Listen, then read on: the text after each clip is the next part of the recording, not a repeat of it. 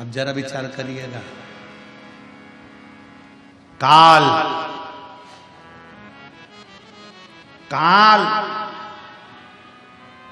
को देखकर अंत समय में लोग पलंग पर गंदगी कर देते हैं। काल को देखकर लोग पलंग पर गंदगी कर देते हैं। जिस दिन मेरा महाकाल सामने आएगा तो जरा विचार करिएगा कि कैसे दर्शन कर पाओगे। ये नेत्र नहीं कर सकते, अरे ये नेत्र कर ही नहीं सकते। इन नेत्रों की सामर्थ्यता ही नहीं है कि शिव का दर्शन कर ले।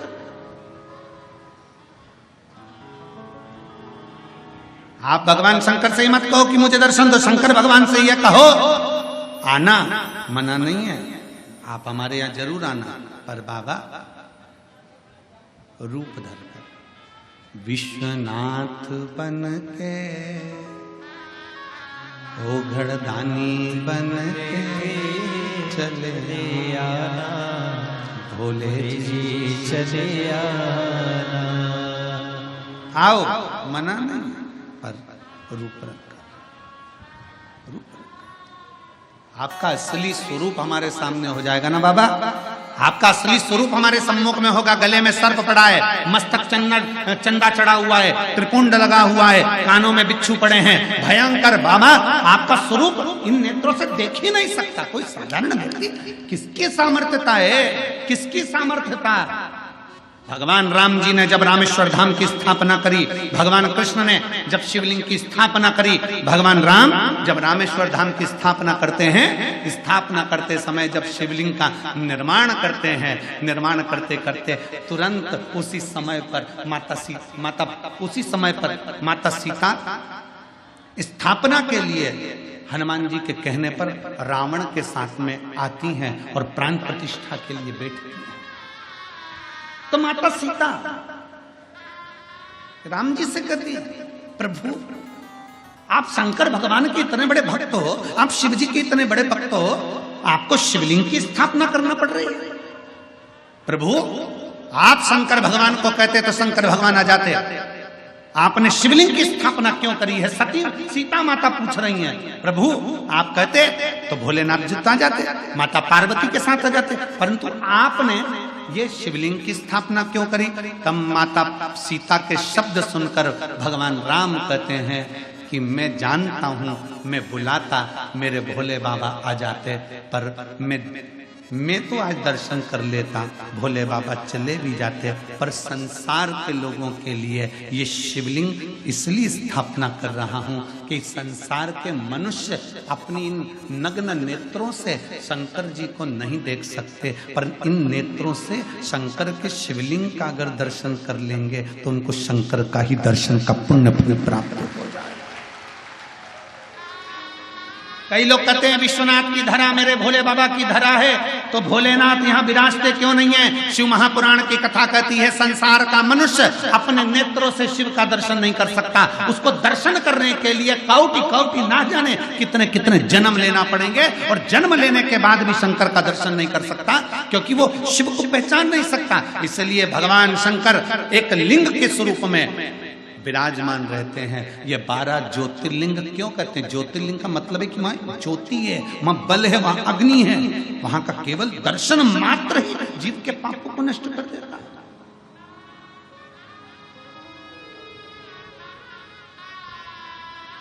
उसको समझ। और जब वक्त पड़ता है, ऐसा नहीं कि मेरा महादेव, जब वक्त पड़ता है, एक बार भगवान श्री गणेश जी महाराज पार्वती जी के साथ में, मां जगत जननी के साथ में गंगा जी के घाट पर पहुंच गए, और माता पार्वती के सम्मुख में भगवान श्री गणेश जी ने कह दिया, मां आप इतनी सुंदर हो, पर पिताजी इसमें सुंदर नहीं दिखते, पिताजी सुंदर नहीं दिखते। पार्वती मैया ने गणेश जी का हाथ पकड़ा और हाथ पकड़ कर कहा, गणेश आज तो तुमने ये शब्द कह दिया, आगे से शब्द मत कहना, क्योंकि तुम्हारी पार्वती मैया से भी 1000 लाख गुना सुंदर विश्वनाथ शंभु त्रिकालदर्शी कैलाश। मां मुझे मेरे पिताजी का वो दर्शन करना है जिसमें मेरे पिताजी इतने सुंदर नजर आते हैं। भगवान शंकर के लिए माता पार्वती जी ने उसी समय कह दिया कि पुत्र गणेश को आपका सुंदर स्वरूप का दर्शन करना है।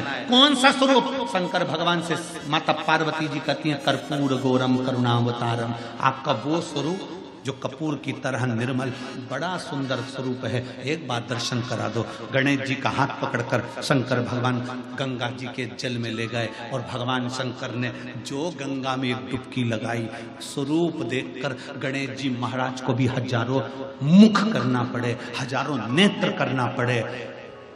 एक विनायक नहीं, अष्ट विनायक, और अष्ट विनायक को संभालने के लिए अष्ट लक्ष्मी, और केवल अष्टलक्ष्मी नहीं, अष्ट सिद्धि, नवनिधि, सब कुछ एकत्रित हो गए। तो भी शंकर के स्वरूप को देखकर श्री गणेश जी महाराज स्तुत हो गए। हाथ जोड़कर अपने पिताजी से कहा, मुझे ये स्वरूप अब मत दिखाओ, आपसे हाथ जोड़ता हूं, आप मेरी मैया से ज्यादा सुंदर हो, अब मुझे नहीं दर्शन करना, आपको प्रणाम करता हूं, अब नहीं करना, आपको हाथ जोड़ने। मैं मेरी मैया से ज्यादा सुंदर किसी को नहीं देख सकता, पर आप तो मेरी मैया से भी ज्यादा सुंदर।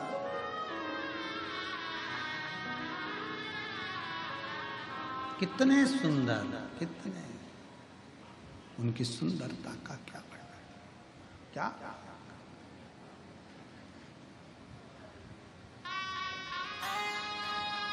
उसकी महाराज शंकर भगवान की सुंदरता का क्या वर्णन करो, क्या। महाराज शिव तत्व कहता है, शंकर भगवान की कथा कहती है। दुनिया के लोग कहते हैं ब्यूटी पार्लर जाओ सुंदर दिखोगे। शिव महापुराण की कथा में आज हम तुमसे कह रहे हैं, शंकर जी के मंदिर में एक लोटा जल चढ़ाना प्रारंभ करो, ब्यूटी पार्लर जाने की जरूरत नहीं पड़ेगी, आप स्वयं सुंदर दिखो। कोई पार्लर नहीं, पानी से मुंडा धोगे, कंगा पार्टी करोगे और कथा में आकर बैठ जाना। लोग भी देखकर कहेंगे कौन से पार्लर में गई थी, बड़ी सुंदर दिख रही। और तुम कई कई बुजुर्ग माताओं को देखना जो शंकर जी के मंदिर में एक लोटा जल चढ़ाती है ना, ओल्ड इज गोल्ड। कई कई बूढ़ी माताओं को देखना, इतनी सुंदर दिखेगी, ऐसा लगे। कई बार तो बहुओं का भी दिल जल जाता है, बता बुढ़ी हो के मम्मी तुमने नई साड़ी पहनी? नहीं, मैं तो पुरानी।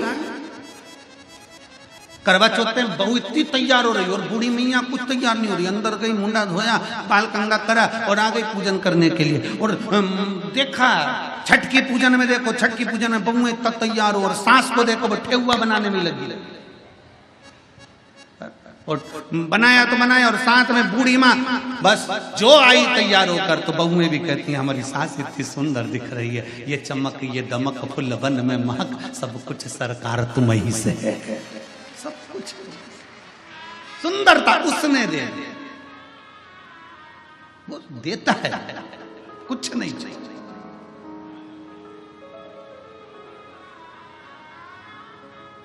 ये संत साधु सन्यासी तपस्वी साधक उपासक बाबा ये जितने होते हैं ना, इनको देखना, इनके भजन का बल इतना प्रबल होता है कि इनके चेहरे की चमक बढ़ती चली जाती है बिना क्रीम के।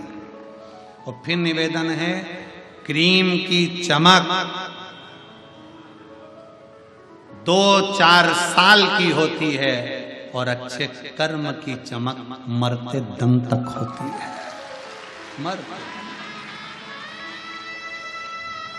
ऐरावतेश्वर महादेव की कथा